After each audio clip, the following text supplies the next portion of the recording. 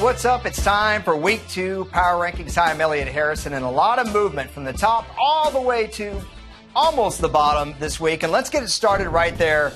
The bottom of the charts, 25 through 32, Cleveland remains in the last spot. I couldn't move them up as bad as the Rams were on Monday night. Chicago, not a good week. San Diego lost a narrow game in Kansas City, but the Rams, again, just looked terrible against the 49ers. Although I applaud their decision to not play Jared Goff. You don't want to throw him in this soup where the offense is ineffective and the running game is really struggling. You don't want him to lose his confidence. Okay, let's look at the next batch of teams, 17 through 24. You see the 49ers.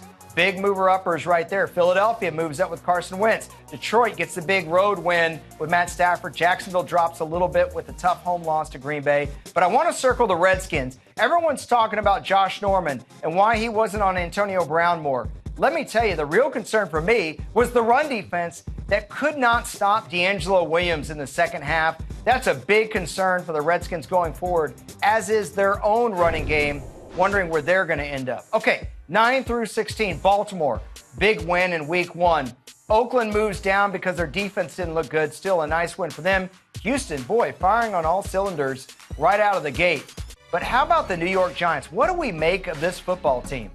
I mean, this is a big road win. It's against a division rival that's going to play at least a role in determining who wins the NFC East.